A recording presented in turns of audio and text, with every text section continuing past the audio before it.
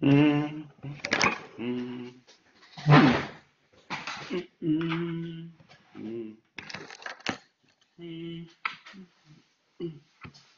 mm.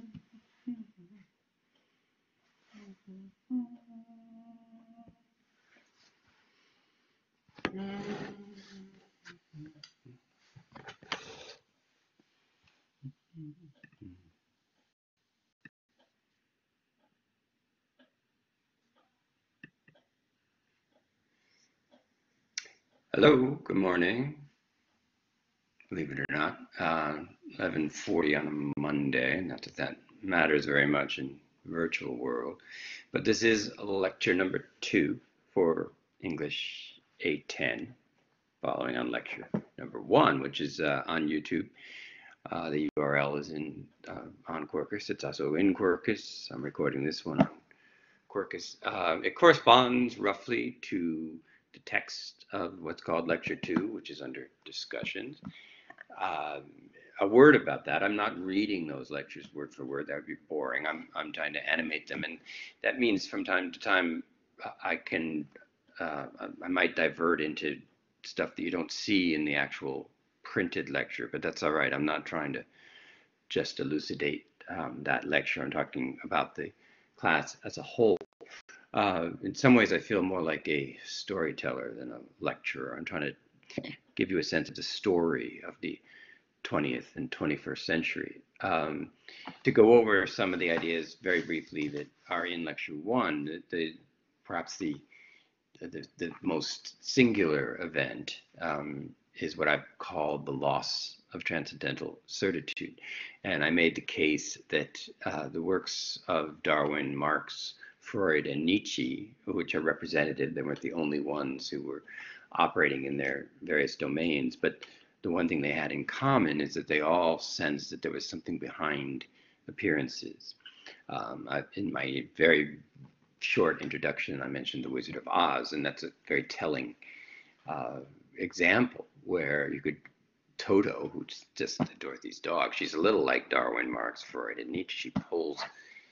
Toto pulls the curtain back, and we see that the great and powerful Oz is in fact a man manipulating the dials and shouting into the microphone uh, and saying at one point, "Pay no attention to that man behind the curtain," which is obvious. Of course, he is that man, but he's trying to talk as though he were the great and powerful Oz, disregarding that man, which relates back to the REM song that I played for you, "Losing My Religion," where you recall that the lyrics keep saying, "That's me in the corner, that's me in the spotlight."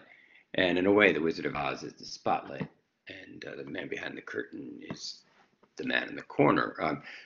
And so there's something about the loss of a god and the replacement of that god by a wizard or a con artist, really. Nietzsche's point when he declared that God is dead is not that so much that we killed him, but that we had no alternative and that we failed to take into account that the gap left by removing the concept of an omniscient, omnipotent, all-loving God would leave this massive gap in our lives, because then now there was no way to triangulate. There was no way to say to someone, well, you and I disagree, so let's pray about it. Or you and I disagree, let's read a passage from the Bible or the Quran, and see if we can't come to some higher. The point is a higher understanding. It's not about whether I'm right or you're right. It's about what is God's will. So the concept of a God's will that we could seek, which used to some degree, mediate conflict. It also caused conflict between and among religions, the Crusades, and that continues today. Um, One of the limitations of any system of belief is it's hard for it to be tolerant of other systems of belief. One can make a conscious decision to be tolerant of other beliefs, and one can even note, and this is literally true, that many great religions, Judaism, Christianity, and Islam would come to mind, uh, actually share holy scriptures. So they're not all of them, not the New Testament if you're Jewish or Islamic, but the Old Testament, the Abraham, what's often considered the kind of Abrahamic ideas of Book of Genesis and so on. This is a shared root source for religions that have branched off in different ways. The difficulty, though, is as you get further along the branches that you can begin to emphasize difference, and that leads to conflict because the system of belief becomes your template, your blueprint for everything you do. It's what you use to justify your behavior, and so even mild distinctions among the systems of belief as you go further out can cause severe conflict because the values may not have the same priority, or they may not appear to have the same priority. So people can come to blows, so to speak, over what sanctifies a given behavior. And this can quickly lead to mockery or even contempt for other people's rituals. And as you recall, that was the second major point I made, which is that the difference between addiction and ritual. Rituals being that in which repeat in order for us to become aware of where we are. Have we deviated from our own values and our own goals or not? So rituals you also need a third term, a North Star, a God, a belief, so that otherwise you can't orient, you can't know how far you're on the mark or off the mark.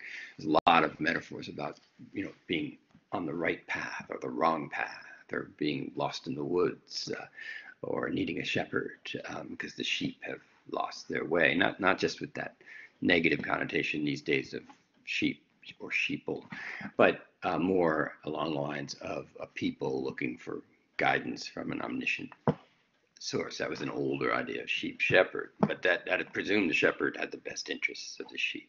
It's interesting that nowadays sheep is pretty much a negative term. Don't be such a sheep. And the idea of, and of course that makes sense if the omniscient, omnipotent, all-loving being is now in varying degrees a clever con artist, with whatever side, wherever you are on the political spectrum. There's a high degree of manipulation, and that's partly because our rituals have sort of, many of them have verged into addiction. So we still think of them as rituals, but really they're not teaching us anymore. They're alleviating anxiety briefly, only to have it return renewed, and then repeating the addictive behavior. But the addictive behavior is simply an appeasement. There's a great song by Pink Floyd that I'll post in later. I thought I meant to put it in lecture 2, but I'm not sure I did. And anyway, it's Pink Floyd's Comfortably Numb, their album called The Wall, which is kind of a story album about a rock star who's fallen into drug use, among other things, to try and keep up the schedule of being a world famous rock band, not unlike Pink Floyd itself. So Comfortably Numb is a central song where the rock star is just too strung out really to go to his concert, and so the concert promoter wants to get him to the concert, not because he cares about the singer, but because they don't want to have to give back all the money. The show must go on. So you can, in the film The Wall, you can see the concert promoter pretty much badgering a physician to give Pink, I suppose is how some people refer to this character, a shot of something. It appears to maybe Dexedrine or some kind of amphetamine, and it not only does it get him back on his feet, it gives him delusions of grandeur. It's a very Dorian Gray-like scene, so I'll post the scene along with the song under discussions, because as he stumbles down the corridor and gradually comes under the effect of the amphetamine, by the time he gets to the concert, he's godlike. He sees himself as godlike, but he's a very angry, judgy God, and starts pointing to people in the audience and saying, "You don't look right, and you're gay, and you're this, and you're Jewish," and that. And it's a move into fascism, something we'll be talking a lot more about the Seductions of Fascism is that it's highly authoritarian and godlike. So if you have a cult of personality around a leader, it's it's a Wizard of Oz effect. It functions like a god, and except that the people aren't gods, um, and they will tell you only what they want, and to some degree you'll only hear what you want to hear. Part of what makes a fascist regime more and more destructive is that it's not just that the fascist leader misleads and tells falsehoods, it's that people get more and more invested in believing in his almighty power because it makes them feel more secure. So they become less and less open to either contradictions in the fascist leader or, um, uh, or even discoveries that the leader has said one thing in situation A and a different thing in situation B. People will actively support and smooth out uh, contradictions. And in a way, you can see that in The Wizard of Oz too. Dorothy wants to believe in the wizard because the wizard says, I can get you home. And there's nobody else in Oz that can do that, including him, but she doesn't know that. So she has a vested interest in not wanting to discover that the wizard is a fraud. And it's telling that it's Toto, who obviously doesn't, as a dog, and doesn't get it, who simply trots over to pull this curtain back because it's like, what is this? And obviously Dorothy's upset when she's told the truth because, at least initially, primarily with her learning the truth, is a sense that I will never get home. That's devastating. And there's a part of Dorothy who'd rather continue to believe in the wizard because it would keep alive her hope, even though he keeps sending her off to get the broomstick of the Wicked Witch, which could have got her killed. And then when she comes back, he says, come back in a week. And then she says, you've had enough time. And then he says, you'd be glad I didn't say months. And that's it's so it's a faith system. Fascism operates on faith. It's no longer the case that you support a leader because you agree with their policies. You, in a strange way, you almost worship a leader for promising to fix your problems. And fascist leaders will always insist that they're the only ones who can do it. I know what the problems are. I alone know how to fix them. That's just There's never been a fascist leader who doesn't claim that. And the more you believe the second half of that, or even the first, I know what the problems are. Well, that's not that hard. COVID, forest fires. I alone can fix them. That's a much more debatable. Maybe, but why alone? Why are you the only one who can fix them? If you can fix them, why couldn't other people fix them? So that's a sort of sleight of hand. It moves it into godlike territory. Like these are God-sized problems, and I'm a God-sized leader, and nobody else is. So vote for me or perish.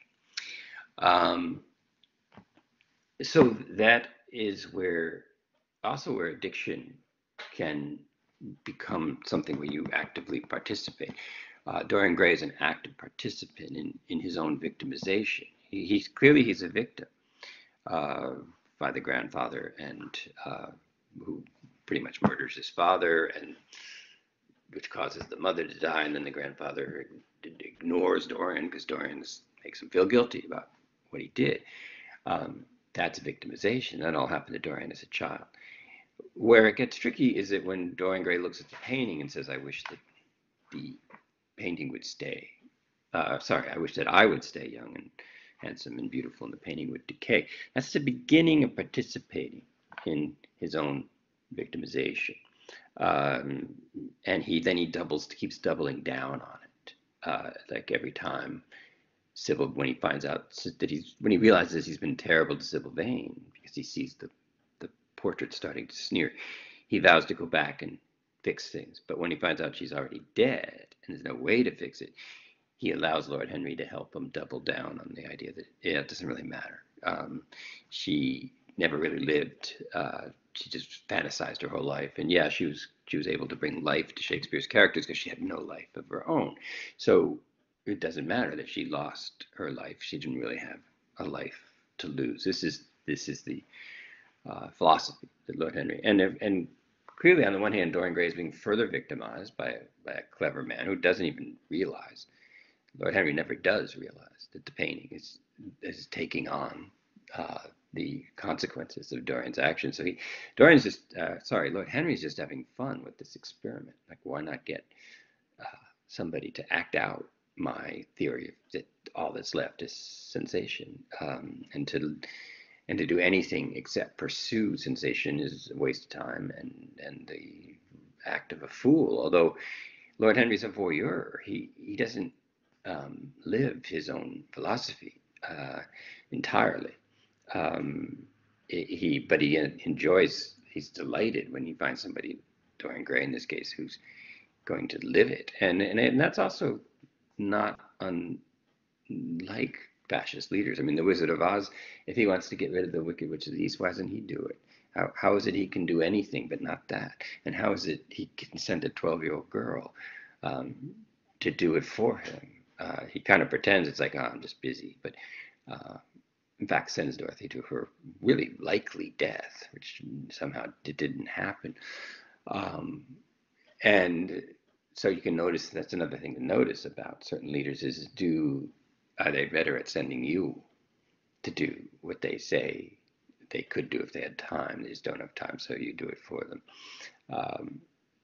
And again, you can double down on that and victimize yourself and say, yeah, no, they are too important. They are too busy. I'll do this. So loss of transcendental certitude, the addiction and ritual. And this is where I'm going to introduce another term now that will continue to be important, and that's what a term I use the term rhizomatic, Izomatic. Now, a rhizome, if you're in botany or biology, you already know this, is one of those plants that has a shared root system. So from above the ground, a rhizome can appear to be discrete plants, but were you to be able to see underground, they have a shared root system. And so the rhizomatic is distinguished from the arborescent. The arborescent is a tree or a dandelion. They have a single root, a taproot. Well, now trees they appear to have multiple roots, but essentially they have the one root system feeding the tree. The advantage of the arborescent is you can have a redwood, you can have a tree that's incredibly tall. Rhizomatic plants, as a rule, are ground cover. But the disadvantage of the arborescent is just essentially a single root. If you cut a tree, the tree's dead. It has no other root. So rhizomatic is a little like the internet, where you could have a website go down or have a million websites go down. The internet doesn't go down. It lives rhizomatically. It has so many shared root systems and clouds and whatnot that there is no one single root that you can cut, and that's a clear strength. But it also means the internet has no hierarchy. It's not at all clear why any site's better than the other site, and that puts the pressure on you. But in this class works rhizomatically in the sense that the ritual and addiction is predicated on the loss of transcendental certitude. And that, in turn, that movement from the age of anxiety to the age of science and increasingly to the age of economics, that's all related too. And the movement from having a conscience about your soul, which corresponds to a transcendent being, and having that shift over to having a self, which relies on the other person. And that's where Dover Beach came into. Oh, love, let us be true to one another, because the world doesn't make any sense, and there's no God, and everything is just crashing and clashing randomly. So all we've got is each other. So there's that shift from self, soul, conscience, God. Sorry, I said that wrong. Conscience, soul, God, to self, other. And that leads to that other term I used last lecture, which I'm going to pull forward, which is the vampiric relationship of self to other. Once you remove the third term, once there's no loss of transcendental certitude, no triangulation, two people can't agree. Like, okay, I don't like the way you're doing this, you don't like the way I'm doing this, but we both agree this is probably God's will, so let's just get over it. In a way, divorced parents try and do this. Like, okay, we're not together anymore. I don't like you. You don't like me. We both love the kids. So let's try and put aside, let's not fight just you and me and forget whether what would be best for the kids. And if in a given situation that's not what I want, but it's clearly good for them, then I should give way, and then the other person should in a different circumstance. Doesn't always happen that way, but that is a possible. So two people can hate each other and have common ground. Like, I never want to see you again, but we both love these children, so we have to talk. Um, and that can be useful with a religion. Where, like, I can't stand you, but we both have the same gods, and we agree on that. So we'll use that common ground, regardless of how we feel about each other. It's not important. And in general, the other shift we see is the earth itself isn't in the age of faith is not the most important thing. It's a proving ground at best. It's a place of sorrow. It's a place of death. It's a place where you can sin and lose yourself. It's a place where you can display virtue, and then you'll be judged somehow. So it's a testing ground. It's like a gigantic midterm with a final, and which means that nothing that happens on Earth in and of itself matters at all, other than the degree to which it shows the quality of your soul to your maker, to your creator, to your God. So, so addiction had less of a foothold in the age of faith, because to just keep seeking sensation over and over to avoid anxiety, it was clear that that was to cut yourself off from the transcendent, from the higher being, from immortality, from whatever is beyond death. And that's the other presumption, is that there is something beyond death. If there isn't, Lord Henry's philosophy starts to gain a lot of traction. Like, if you're just going to die and it won't matter, nothing's left, why wouldn't you just get as much sensation as you can? I think Dorian Gray, the novel, is a cautionary tale that if you just pursue pleasure, you're going to be miserable. And that's a strange paradox that you can easily fall into, because pleasure is pleasure, but pleasure is also a distraction. And if you only do pleasure, it means you're permanently distracted, and you never have a chance to think about yourself or your relationship with others. So whether there's a God or not, charity, kindness, virtue, not just taking because you can get away with it. These things may all still, and I think Oscar Wilde would say they do still have merit. You'll have a better life if you think about others and not just yourself, but it's not necessarily going to feel that way. And you don't have the threat, if you will, of an omniscient God who's seen everything you've done, and you're going to have to face him after this life. And there's just going to be no way to spin God. That can give you second thoughts even when you do something and get away with it. So Dorian Gray and Lord Henry are pretty clear on that. Like, Sybil Vane killed herself. You never even gave her your real name. You just called yourself Prince Charming. None of this can be traced back to you, so you're good. You're done. There's no inquiry. Don't come forward and say you saw her or knew her or ever had seen her. And it's not exactly a crime in that sense. Dorian Gray didn't kill Sybil, but he moves on to kill Basil Hallward. And the death of Basil Hallward, I think, it was not planned. I think when Basil stops Dorian 18 years later, so now Dorian would probably be around 38, because I think he's around 30 or 18 in the beginning. And Basil's finally like, I don't get it. I hear these stories about you that are awful, and I can't believe it. And I look at you and I can believe it even less, because there's nothing about you that looks evil. That, of course, is a theme I've been hammering on already, which is appearances are deceiving. The Wizard of Oz, or looking, just because you look handsome, you look like you've never hurt anybody, has nothing to do with it. What you look like and your character, or how you treat people, two totally different things. I mean, I guess if you drink too much and smoke too much and get involved in drugs, it will show off on your on your body. But that even then, it's less a kind of litmus test of your morality, and it's more a consequence of a increasingly futile and fatal addictive cycle. Um, so that even so now even your body's failing, so which makes it even harder to stop, because now you've got pain and infirmity on top of the psychology and the anxiety. So that's why I say this is rhizomatic, because everything is connected in this class. All of my big ideas are connected to all my other big ideas. They aren't distinct. They aren't in silos. So the construction of the self is really a renovation of the age of faith construction, so that it can operate in a secular world.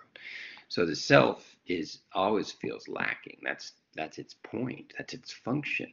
You actually get a lot of your energy from feeling unfulfilled, unsatisfied, and then there's no promise of ultimate satisfaction in the next life, and that puts a lot of pressure on this life, because in the age of faith, one can still, the fact how much you suffer on this earth is again no direct reflection of how much or even whether you will suffer in the next. And in fact, typically it's often suggested that a lot of unfair suffering in this life you'll be rewarded. So if you sacrifice yourself for others, that will be noted by an omniscient being. But if there's no omniscient being, then you sacrifice yourself for others, you're just used up. There's maybe on a secular world someone will notice and you'll get a reward, but it's not a guarantee. So the self is by nature, or actually not by nature, it looks natural, but it's designed to desire in a specific way, and that is that no matter what it gets, it's not enough. It's a stepping stone to the next thing. And that's where it gets vampiric, because the self is like a vampire. I'm not saying people are vampires, but self-esteem. And those things require something from others. And so the relationship of self-other takes on an addictive quality instead of a ritualistic. So instead of relating to people in such a way that you learn more about yourself, you use them to sort of temporarily inflate your sense of self. And the result, of course, is that your self-esteem is like a vampire, requires fresh infusions of praise and more from other people. Again, the Wizard of Oz is instructive here. He's great and powerful because everybody says he is. And there's this whole song about what a wonderful whiz he is because of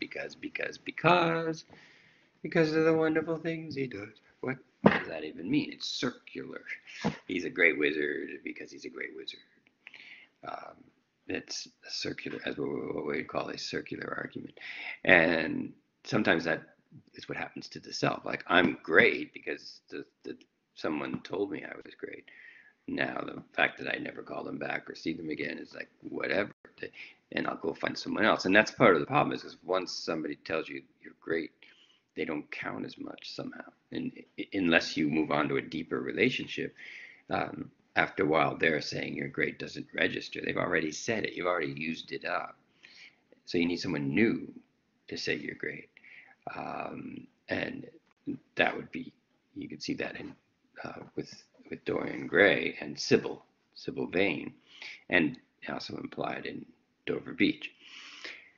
So this is where the age of science and the construction of the self come together to form the modern economy and what is often referred to as commodity culture.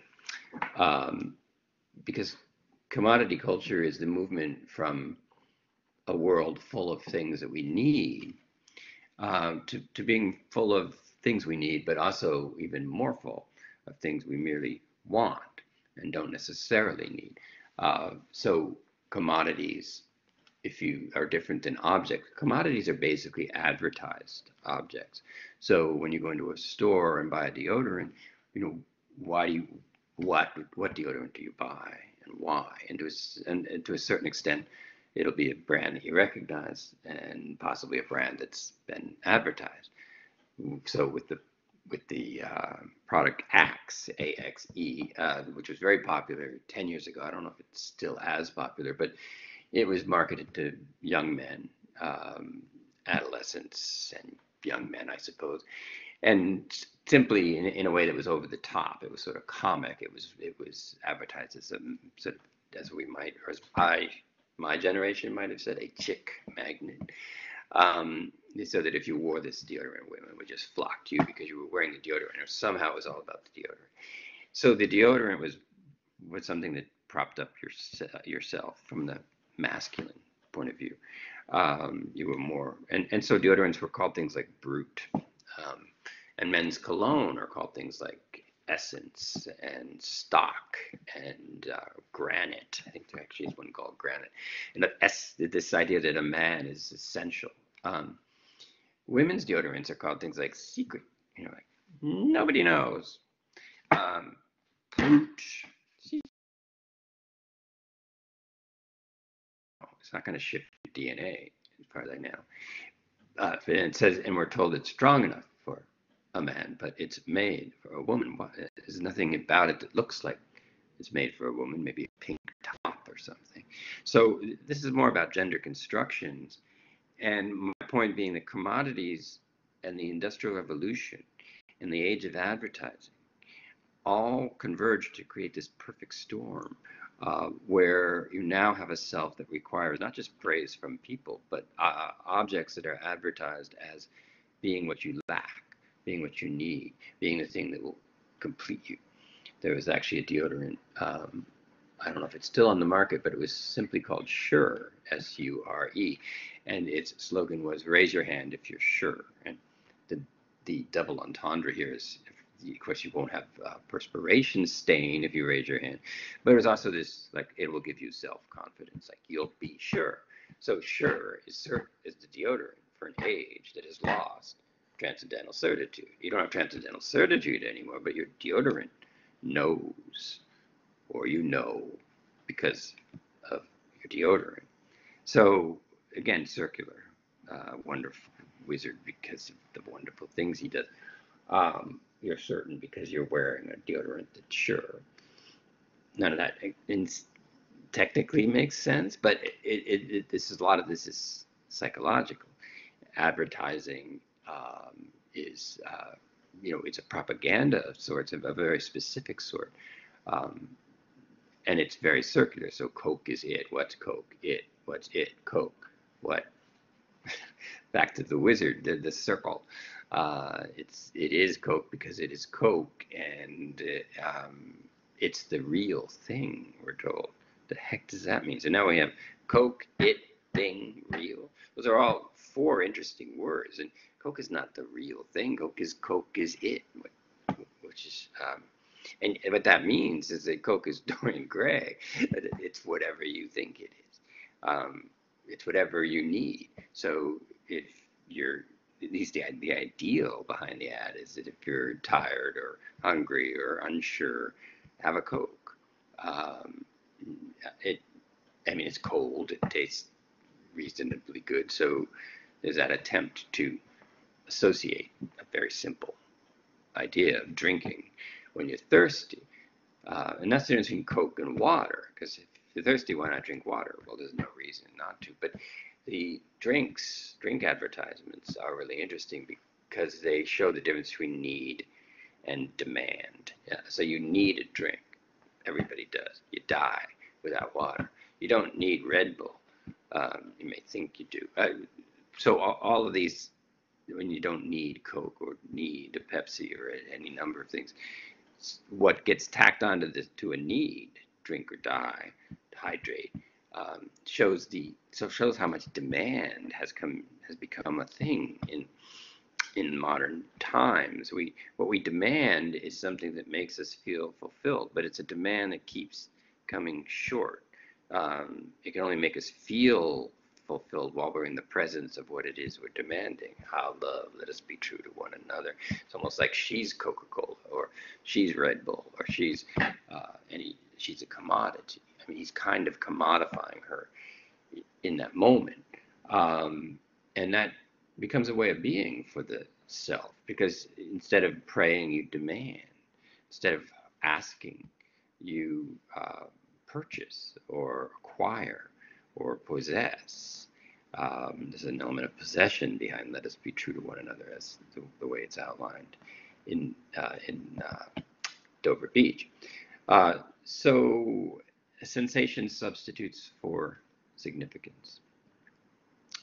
Dorian has no significance in his life. He just has sensation. And if you just pursue pleasure and sensation, nothing is significant. Because significance, by definition, is when something's more important than something else. But if all you want is pleasure and sensation, everything's the same. Either it gives you pleasure or it doesn't. If it doesn't, you drop it. If it does, you try and hold on to it. You won't be able to. But when you lose it, you'll just grab for something else. So the purpose of frustration, or even pain and suffering, is lost. These are seen as negative, purely negative. Now, I'm not pro-suffering. Don't go tell your parents that, Professor Leonard said I need to suffer more.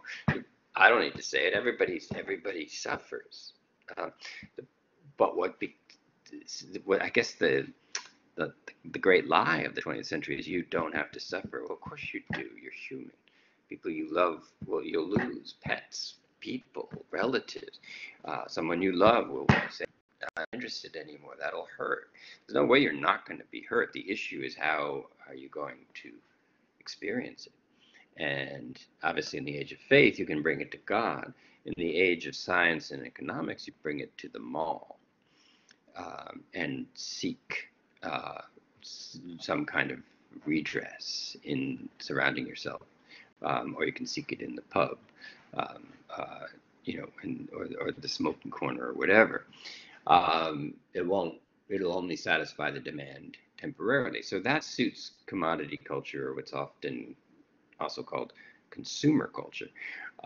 We consume, but it doesn't nurture.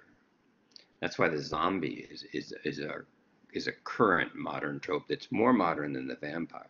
So in the early part of the 20th century, the vampire, Bram Stoker wrote Dracula in 1895, right around the time of Dorian Gray. So Dorian Gray and Dracula are vampires in a very different type, since Dracula seems to literally be one, but it's a figurative, and it's partly, let's talk about the rhizomatic, capitalism is vampiric. Karl Marx famously began the Communist Manifesto by saying there is a specter, a vampire that is stalking Europe, which he called capital. So increasingly, with the rise of capital, with the rise of being able to profit and then have your profit increase your profit, it's exploited. Now, I'm not anti-capitalist at all, but it can be a very exploitive system. Almost virtually, any system can be. Any system that works can also exploit. So capitalism can be exploited, which is not to say that it's all that it can be, but that it is something it can be, and it's well designed to be extremely exploitive if that's your intent, because it's trying to extract as much profit as possible from a laborer.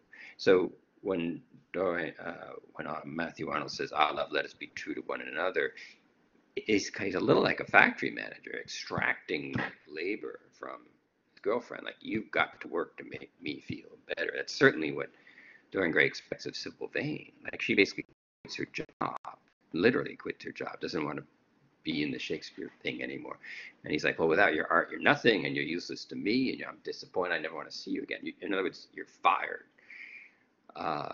And really, we have to ask ourselves how many of our relationships are more about hiring and firing than relating. Even the date. I don't know much about the dating scene because I haven't been in it in a long time, so I don't know Tinder and I don't know the rest of it. And I'm not saying that your generation's better or worse at this, but in a way, dating has always been negotiating. And sometimes it's negotiating in good faith. You like someone, they like you, you decide to spend time together. Sometimes it's in bad faith. You're already married, they're not, you lie about it. It's potentially, dating is obviously potentially exploitive. It's like capitalism. Dating doesn't have to be exploited, but the ability to exploit is very present. Um, and sort of buyer beware. So sensation is a substitute for significance. And this lack of significance, it winds up being a lack of grounding. Like how do we go to ground? How do we take a stand? How do we know when our boundaries are being breached? What are our boundaries? What are other people's boundaries?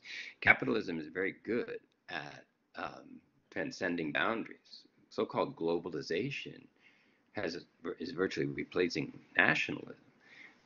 The internet itself obviously doesn't have to pay attention to borders. And that's true of the rhizomatic. It can go under fences and under highways, and it can go that way. And so it's kind of rootless. But that also means you can kind of get lost and not know how to take a stand. That's where the arborescent is more powerful in a way. A tree takes a stand. The tree knows where it's rooted, and it's not easily pushed around or pushed over. On the other hand, it can be cut down. So later, when we read The Wasteland, we'll see a famous line: "What are the roots that clutch? What branches grow in this stony rubbish?" And what T.S. Eliot says, and he wrote this 3 years after the end of World War I. We'll get into that later, but he's basically saying, everyone's miserable, but ask instead of blaming everybody and everything, ask yourself, what are my roots? Religion obviously was a rooting. The Age of Faith did believe in roots. The basic cosmic order of the Age of Faith is something that has become known as the great chain of being, and I've got some diagrams in your lecture too. And that idea being that there's God, and then there's a golden chain, and then the earth hangs from that golden chain, and then on the earth you have a descending order, a hierarchy of importance. So man being at the top of the pyramid, and elephants and lions and tigers and gorillas might be next, mammals, let's say, all the way down to plankton. And the thing is that the order of being sanctifies a class system. So the order of being makes sense of a monarchy, because then you have a god, you've got a chain, and you hang the earth. And it's agreed that people are the first on the chain, but which people are the first of the people? And the idea is, well, then it's a king. It's a king that's been anointed from God, by God. So the king's not God, but the king is God's chosen representative, as might be a priest or rabbi and so on. So they stand in for God, and that gives them absolute power. So a monarchy is not a democracy.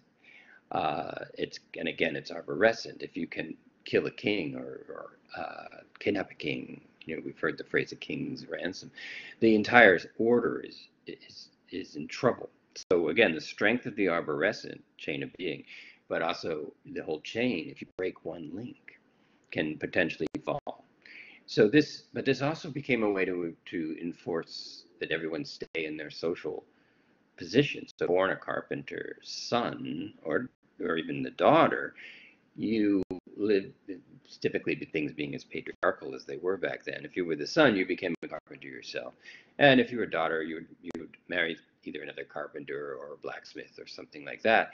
If you were born a prince or a princess, you had a very different fate.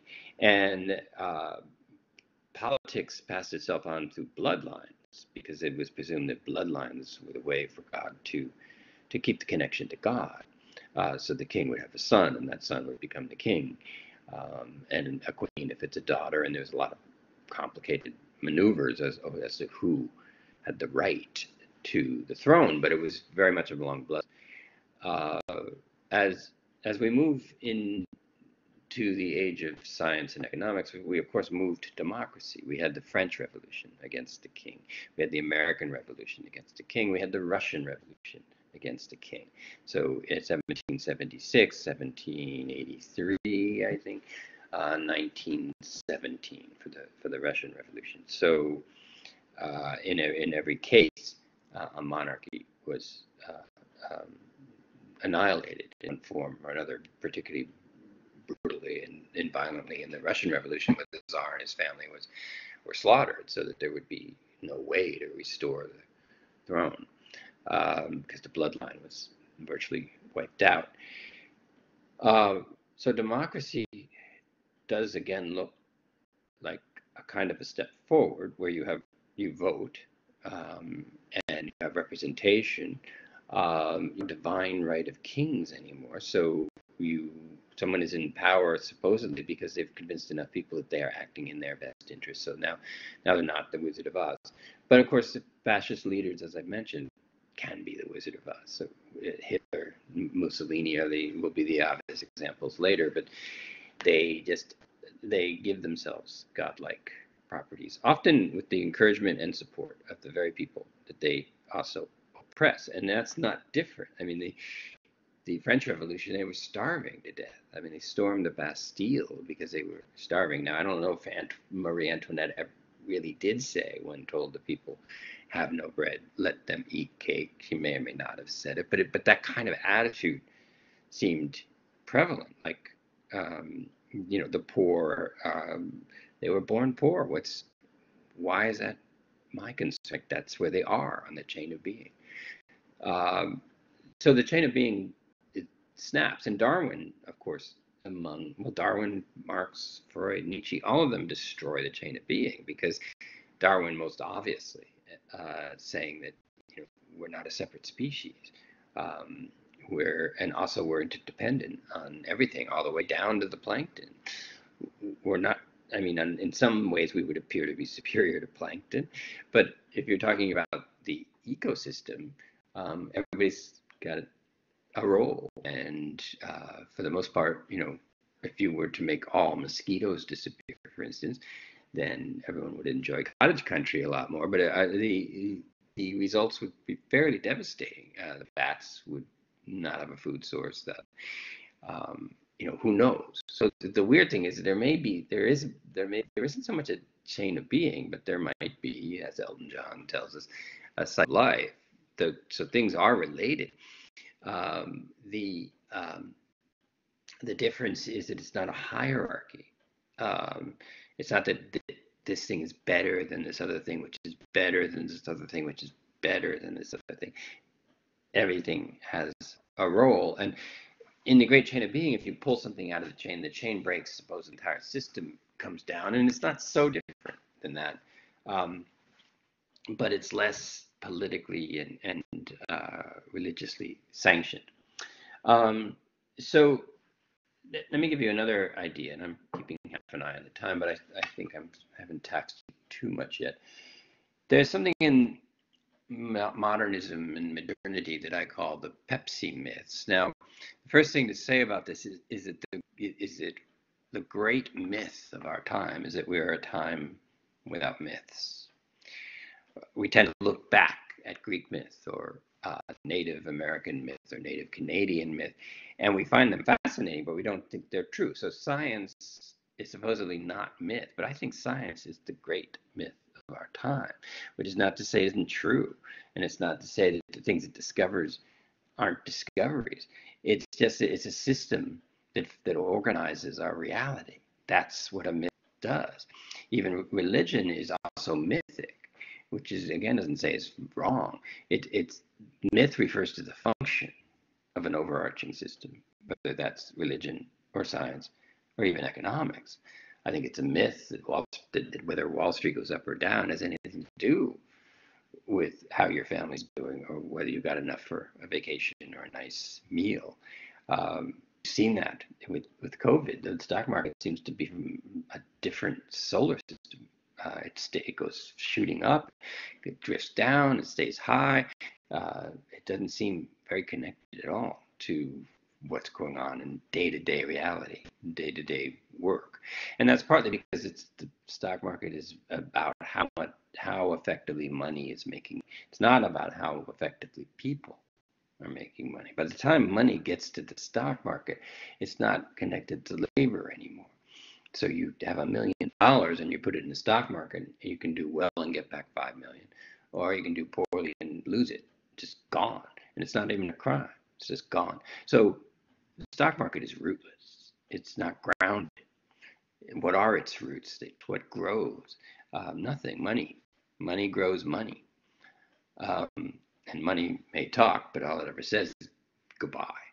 So, uh, in a way, the stock market is our current Wizard of Oz. It seems powerful. It claims to be able to do anything, but no one really knows very clearly how it works. If we did, we might predict these periodic absolute collapses. But despite armies of economists, still seem to come out of nowhere. The collapse of 2008, 12 years ago. So most of you guys were kids at the time, but that wiped out lots of mortgages, pensions. The suffering was deep, but not in Wall Street. Wall Street sort of is like ivory soap. It floats above whatever's happening on the ground. So the PEPSI myths are the following: the myth of progress, myth of efficiency, myth of perfection, myth of satisfaction, and the myth of innovation. So taking them briefly, the myth of progress is perhaps the most salient, and that is the idea that everything is always getting better. So the iPhone 5 is better than the iPhone 6, and therefore life is better. There's not really much connection here, and a lot of progress is just recycling. I mean, there was a lot of press when whichever iPhone it was got rid of the earphone jack, and that was one of its innovations, the myth of innovation. So sometimes the myth of innovation simply they just move buttons around, or they take out a button and put it in some other way. I mean, the cloud is replacing the desktop, which I don't love because I like to have my stuff on something that I actually own, my computer. Don't really know how to deal with this cloud. That means, I mean, I get it. That can mean I'm just not with it and I'm not older. But news is not necessarily better. I remember when texting started to become a thing, I was pretty surprised just because I was like, isn't that the telegram? I mean, I thought we did that already. I thought the telephone was a huge advance on the telegram because now yours carries over the line, but nobody uses the telephone for their voice, at least not my kids. They just text. And I was like, well, why don't you call them? And they're like, well, why? Why would I call them? I'd have to talk to them. Like, yeah, that's sort of what I meant. But and then it takes them 2 hours to figure out when to meet because they have endless possibilities. Like buy the benches, no, the swings. And I was like, in my day, we had to place and stick to it because nobody had a cell phone. And if you didn't, nobody ever met up anywhere. Now what you guys do is you just text for 2 hours and still never meet up. So yeah, that's a grumpy old guy talking, but not entirely out of the context of this class. The myth of efficiency is also tricky, and that is the faster things are, whatever that even means, the better they are. I mean, email obviously is a lot faster than a mail than a postage stamp letter. Although with this crisis in mail-in voting right now, it's interesting that the slower way, the snail mail, it may is going to have a role to play in the future of certainly of American politics in this upcoming election. But the other problem with efficiency is that if you look at it in terms of labor force, the invention of the hourly wage and the invention of the assembly line increased efficiency enormously.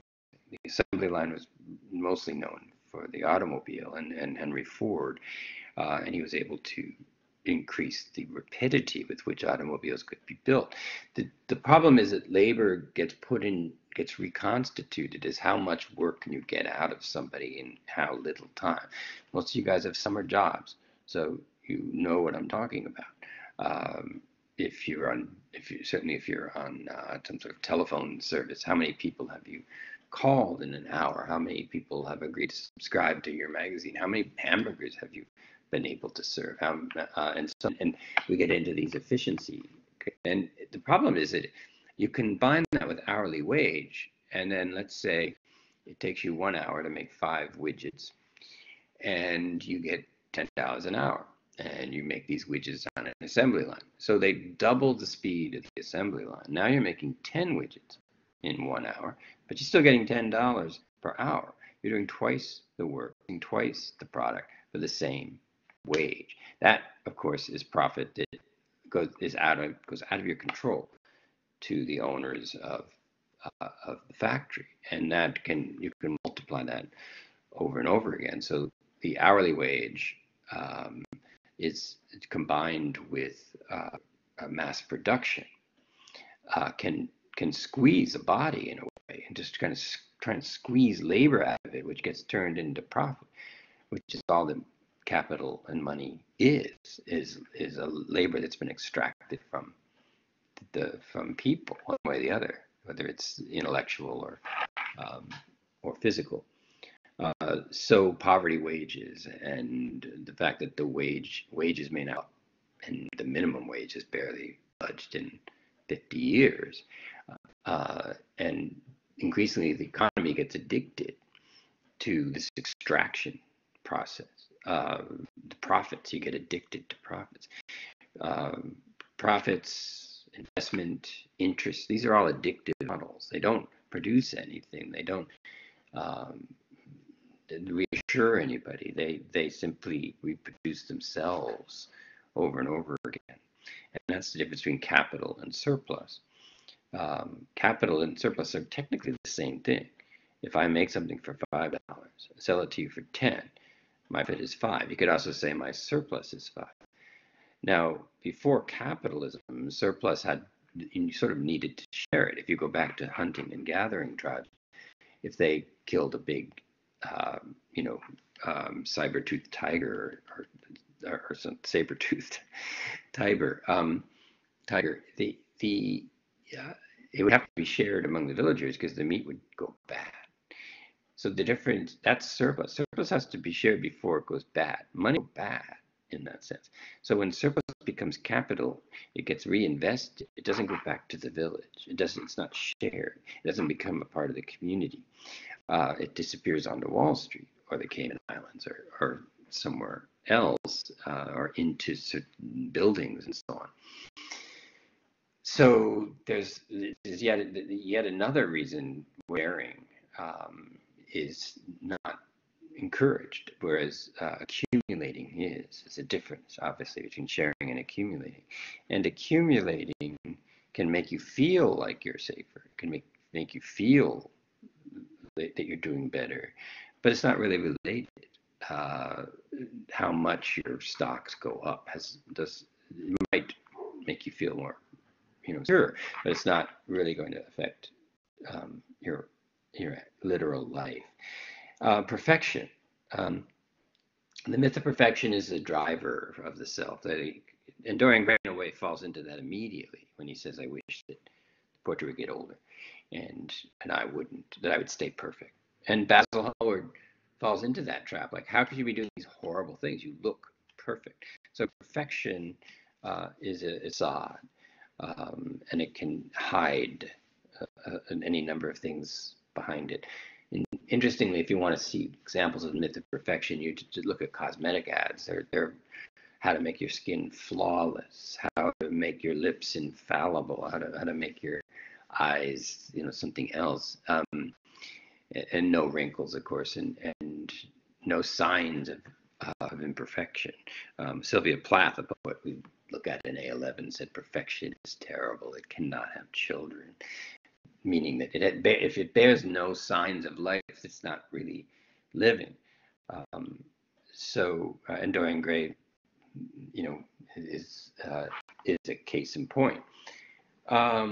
So the rootlessness, you'll see in lecture 2, I put a couple clips in there. One of the train entering a station, and the other called workers leaving a factory. These are arguably among the first two movies ever made.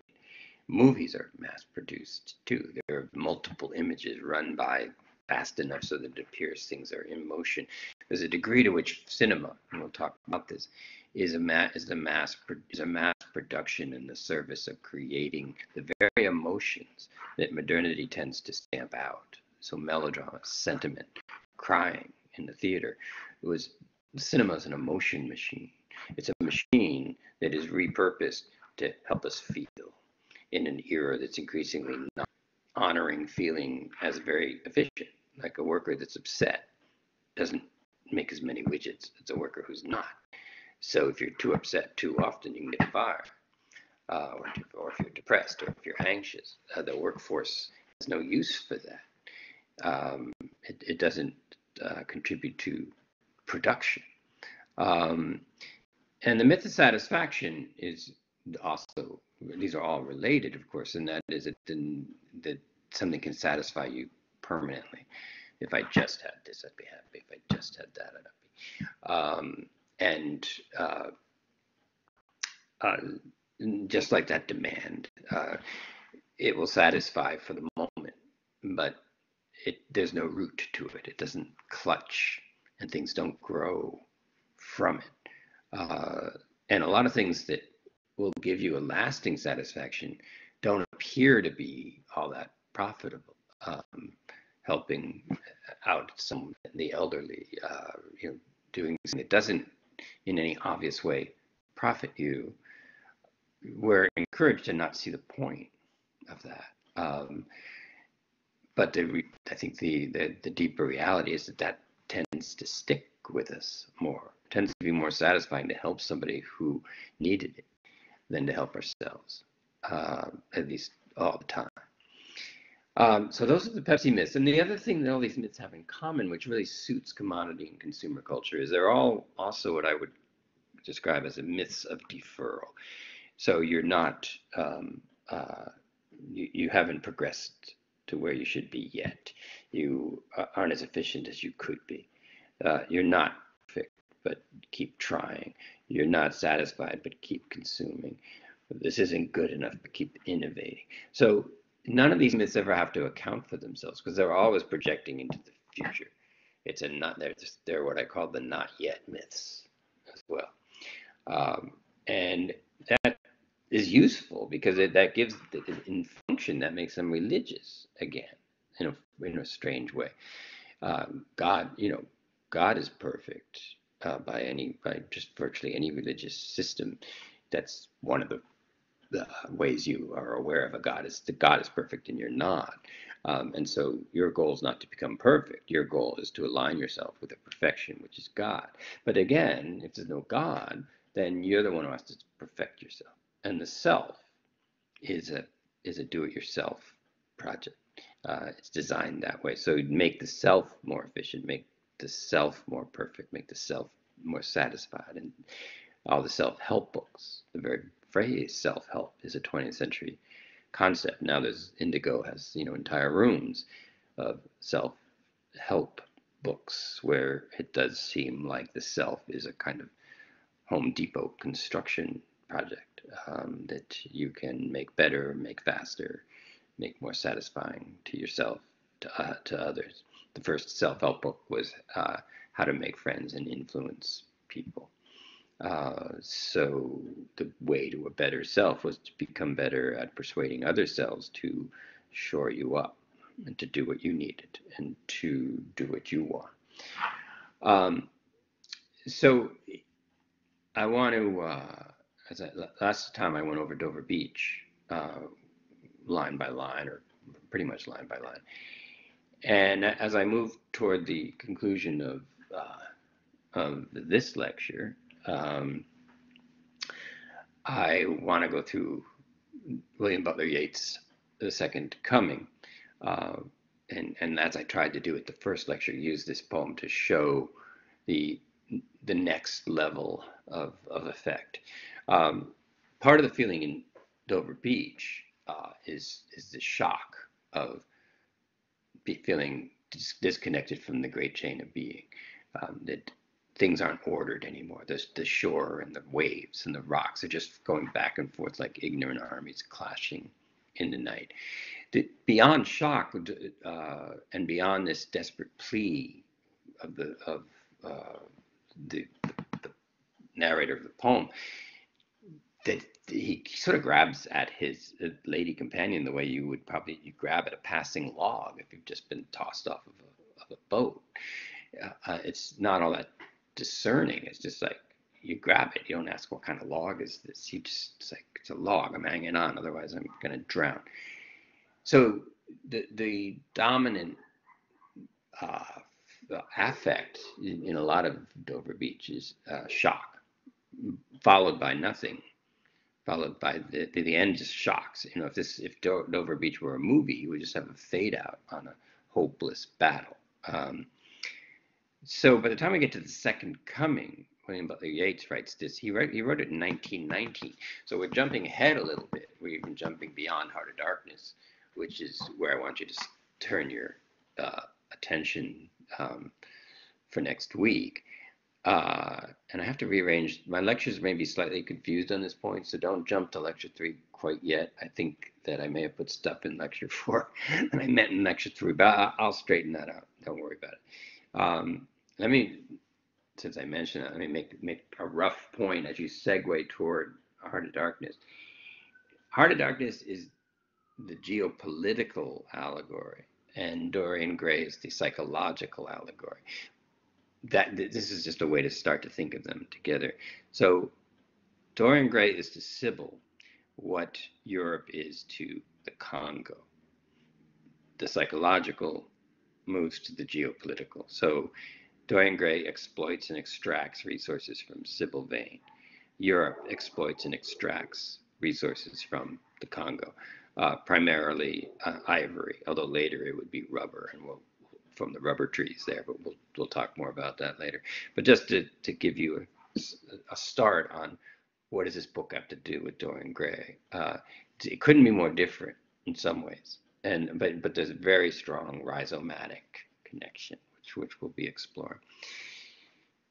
But Yeats is writing at the end of World War I, which we'll also talk more about when we get to the wasteland. But it was a devastating mechanical war. 20 million people died, trench warfare, very little boundary shifting, fervent nationalism. But in the end, it wasn't clear what this bloodbath had accomplished. And it was shocking. And it was also shocking that that science, which could design so many positive things, could also design machine guns, chemical mustard gas, airplanes that could drop bombs, and that everything science did that's potentially positive is potentially can be weaponized and become destructive. So you always have a social crisis when a dominant myth is cracked open a bit. And so the myth of science is nothing except progress, efficiency, perfection, satisfaction, innovation. Not to say that none of those qualities exist in science, but they were suddenly met with destruction, mass destruction, weapons of mass destruction. That phrase comes in World War I because you could blow up hundreds of people without even aiming. So Yeats begins and kind of advances a little on trying to understand what happened versus Matthew Arnold in 1863.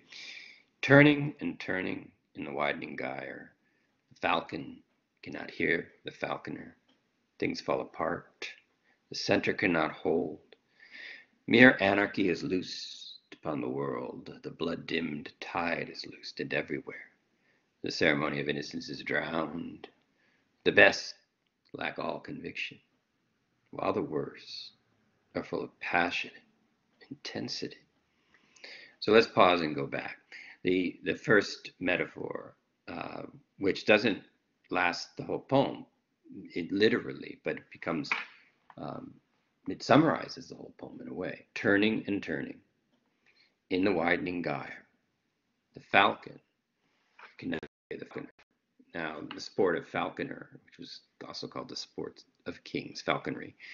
So you have a man and with a falcon on his arm, and then, so here's the falcon, and then the falcon goes off to hunt like this. and at some point gets called back to the falconer. And this is similar, somewhat similar to the great chain of being. So you get born. So in a sense, the falconer could be God, and we're born, and we go out into the world like this, and we live our lives on Earth, and then we come to our death, and then ideally we return to our God. That's just one way to look at this. But Yeats is saying everything is falling apart. There is no center, and that the falcon has gotten so excited, and this would be kind of us, let's say, at the freedom of having no more God. And like, why should I come back? What is there to go back to? Nothing. It's gone. So now I'm out here, round and around, widening gyre, and I can't even hear that God figure or that root that's clutching or whatever it might be. So exhilaration turns to terror. Like, where the heck am I in relation to anything? I'm just spinning out a little again, like my little solar system here. And things fall apart. The center cannot hold. And Yeats doesn't say why, just as they do. And that's one of the shocks, was we didn't think that necessarily with the great chain of being. Things did not fall apart. Things were God's plan. God's plans don't fall apart. But if this is not God's plan, if it's ignorant armies and so on, then yeah, they fall apart. Why do they fall apart? Who knows? Any number of reasons. Just when you think they can't fall apart, they will. Or maybe you'll see it coming apart. COVID is kind of scary. Is there anything that's coming apart with COVID? I don't know. We're trying to stay centered. And then so the next line raises the stakes. Mere anarchy is loosed upon the world. In other words, nothing is more or less meaningful or significant or important than anything else, which is really what anarchy means. It's not so much, revolutionaries in the street. It means that nothing has any value in relation to anything else. And remember that crisis of value is very important. And value is a relational term. If you can buy a candy bar for $1 in one store and a candy bar for same candy bar for $2 in the other store, and it's the same candy bar, then you would say that you get better value at the first store. But notice that value is only relational. The only reason the $1 candy bar is a better value is that there is a $2 candy bar. So in the same way that you'd say, I like being with this person a lot, I like being with this person a little, so I value this first relationship more, that it's relational. It's in relation to the other relationships that you have, that it's of value. So the value is not intrinsic to the thing. The value is intrinsic to the relationship of the thing to other things. Which also means that, at least in this poem, when the center can't hold, nothing is worth anything. Because the value system, the other advantage of a myth is it allows us to have a value system. The 10 Commandments, for instance, make it obvious what our values should be, that it's a pretty high priority to not kill somebody, or steal, and so on. It allows us to assign value to people's behaviors relative to something that's literally written in stone. And so now mere anarchy is loosed upon the world. The blood-dimmed tide is loosed, which seems like a reference perhaps to the trench warfare, and everywhere the ceremony of innocence is drowned. Now, innocence in this case might be the simple belief that in the end everything has an order. And now that would be seen as naive. So naivete is easily drowned. And the difference between innocence, being innocent, and being naive is that innocent implies that you're still in sync with the system that's actually in place, whereas naive means you think you are. And so naive people are easily taken advantage of because the system that they believe in is manufactured, and they can simply be manipulated. And in a way, the Wizard of Oz does that to Dorothy. when he says, you know, you think I can get you home. Now that's obviously naive. The Dorothy before the curtain gets pulled, and the Dorothy after uh, is is naive. Although ultimately her innocence is restored when the good witch comes and says, "You can come anytime. You just need to tap your shoes together." Um, so after all that, uh, then we have this problem of who are the best and who are the worst. And one of the more famous lines here is, you know, given what I said so far, why would the best now lack conviction and the worst just be super excited? And in a way, Dorian Gray's already shown us why.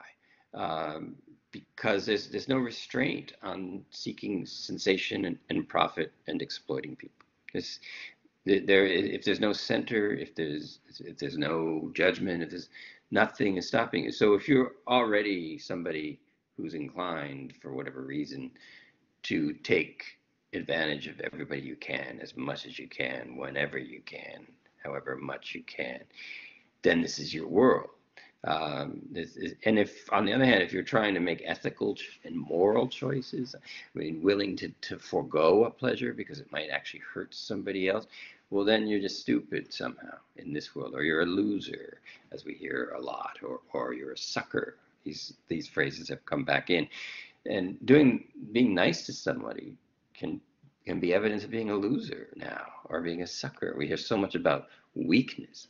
Half the time when I hear somebody described as weak, I hear somebody being described who took the time to not be a jerk. Um, and but now all of a sudden those people, uh, and of course they lose conviction because doing the right thing gets them nowhere. Good guys finish last, etc. Um, so the end point of this is you have a world where those who would be inclined to not care about anybody else have rise to the top. They get more money, they get more power, and don't we no longer have a world where acting badly will eventually cause you a problem, as it does in Dorian Gray.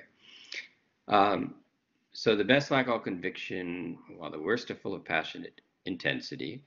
Surely some revelation is at hand. Surely the second coming is at hand. The second coming. Hardly the words uh, out.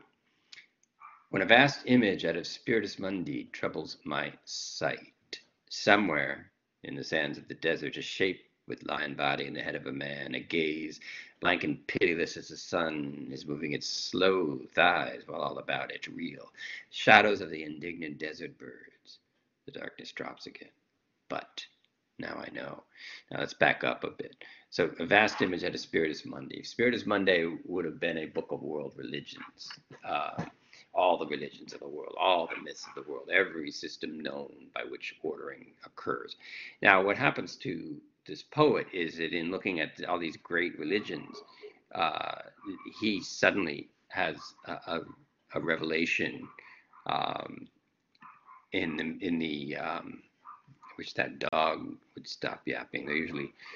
My neighbors are usually better at quieting them down than this. Somehow they're giving them a field day, so I apologize. Um, so a shape, gazes blank and pitiless as the sun. So a vast image. The so is the good. Somebody's going to stop it. The he has a terrifying sort of nightmare vision that what if behind all these myths and systems there's just a fundamental evil that is now dominant. Like maybe there always was, but it was held in check by the systems themselves. And now World War I has suddenly ripped the curtain, so to speak, and all he sees is like this horrible, like many horror movies, this monster that's been awakened, that was always there, but that had been kept in check. And he thinks about the Christian mythology here by saying that 20 centuries of stony sleep were vexed to nightmare by a rocking cradle. 20 centuries would be 2,000 years, which would take us back to the birth of Christ. So whatever Christ represented, whatever the birth of Christ represented, which regardless of one's belief system, Christ was seen as synonymous with peace. Do unto yourselves as you would have them do unto you. Love your neighbor as yourself. It was, ethically speaking, at least, Christian teachings, as far as we can tell, were trying to get away from an eye for an eye and a tooth for a tooth. And the idea is that may have permitted a degree of civilization, but it's done somehow. Like, I don't think it's accurate to say 2,000 years of Christianity kept the world peaceful by any means.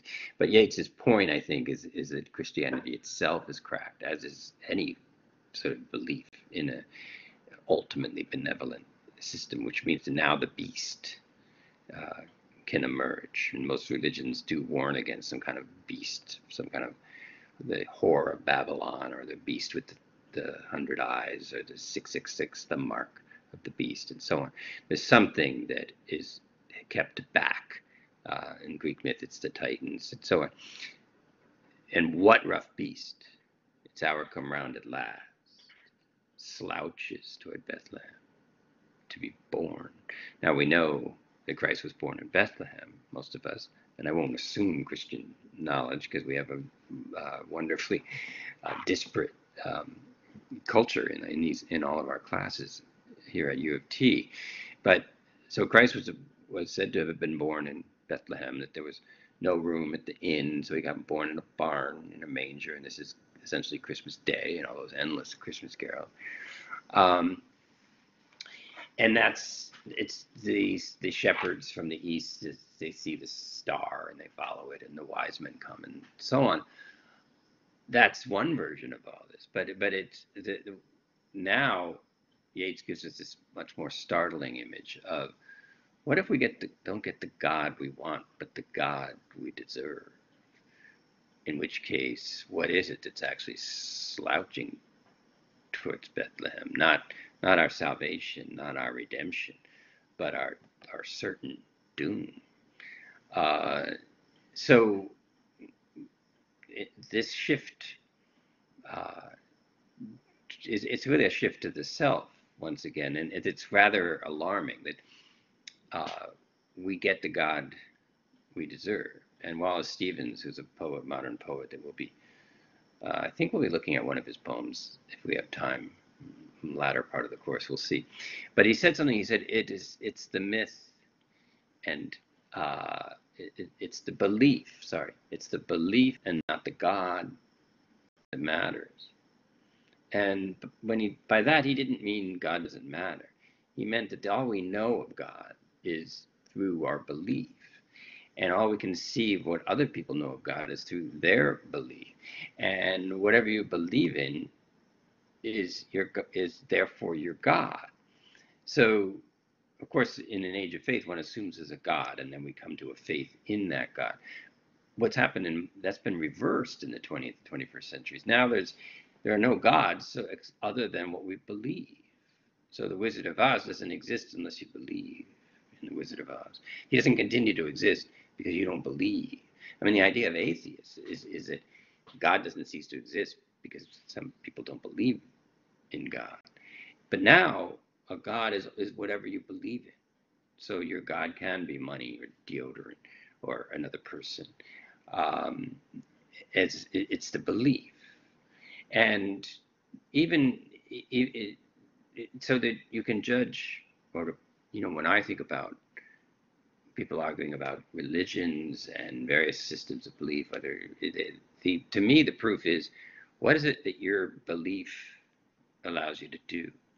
What is it that your belief forbids you to do? Because if it doesn't forbid you to do anything, then you can be the worst, full of passionate intensity. But if it does, you can also be the best with conviction, not the best lacking all conviction. Because one of the reasons the best lack conviction is they don't have a system that tells them, look, don't always judge by appearances. Don't always judge by how much money you made or whether you got the power you wanted. There are reasons to do things that are contained in the doing itself, like helping somebody or charity or foregoing an obvious profit because it was clearly going to hurt other people.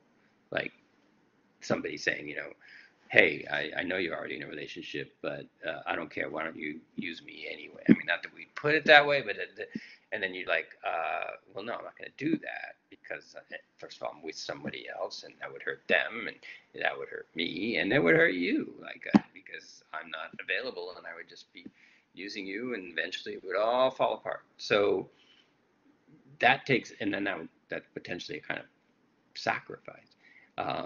One of the final things Dorian Gray tries to do to start to get the painting to reverse itself and go back to being handsome again is he decides to make a sacrifice. He comes across yet another woman whom he could easily seduce and abandon, like Sybil Vane, and he says to Lord Henry, and then I decided not to. And so that was a good deed. And Lord Henry's like, no, it's not. It's just your latest sensation. Now you're getting off on saying, I don't want to ruin your life. That's your new thrill. So you're a hypocrite, and that's the final sin that Dorian Gray sees reflected on the painting, and it's the one that he gives up at that point. Like, okay, I don't want to confess, and it's interesting that confession is what ultimately blocks him because it's a triangulation again. Unless you tell somebody else what you've done, and that's what he can't handle when Basil sees the portrait. I don't think, as I said before, I don't think it was his plan to kill Basil. I think when he saw on Basil's face the horror, it was unbearable to him. In a sense, the portrait, showing the portrait, was a confession, saying, "Look, Basil, here, you think I'm so great. Here's what I am."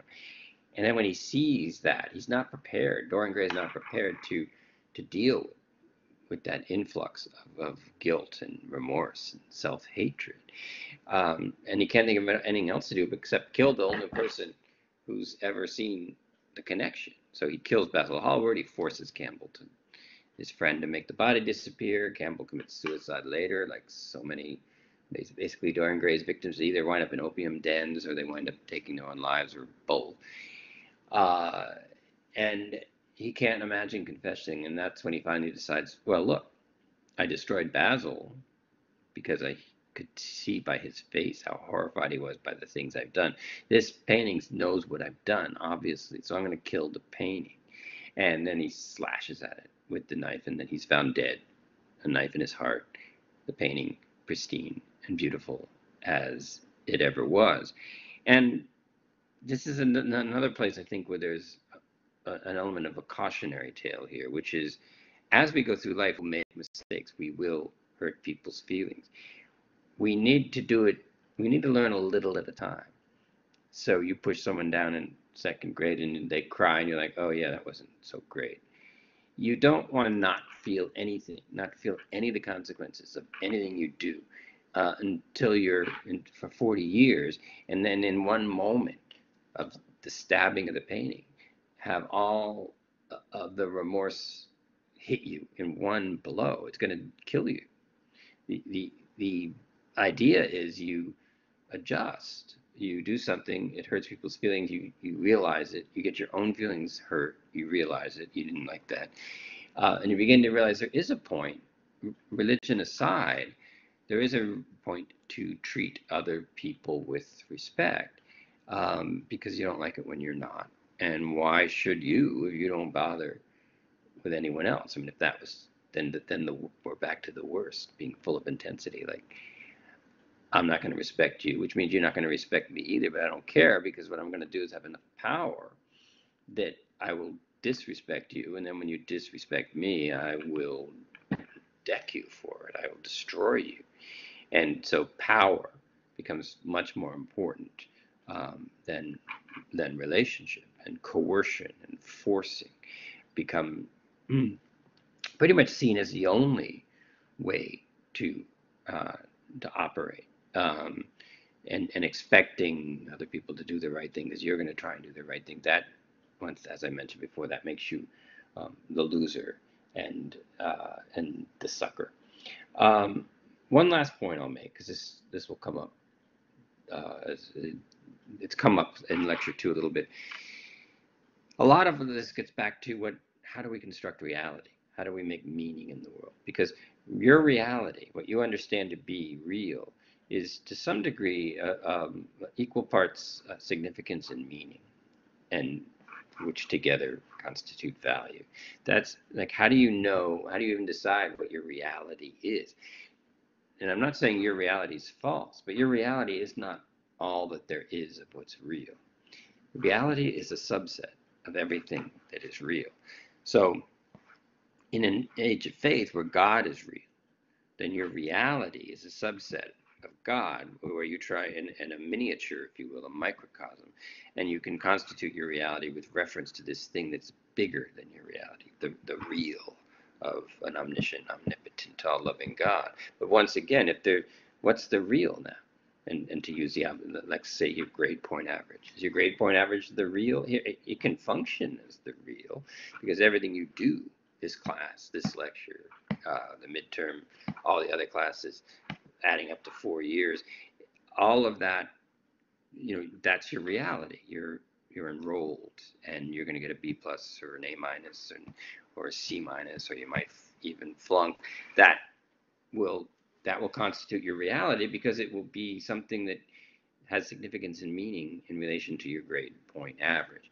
And for many of you, the grade point average either will be crucial for employment or for graduate school, which is just a further training in pursuit of a certain kind of employment.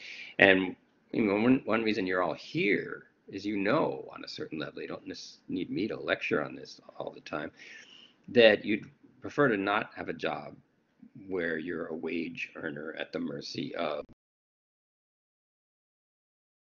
Sole intent is to extract meaning from, extract labor from you in the form of profit. Okay, so I think, and I got through the dream, yeah. So the poem, rather. So next, you're going to start turning your attention to Heart of Darkness, 90 pages, novella.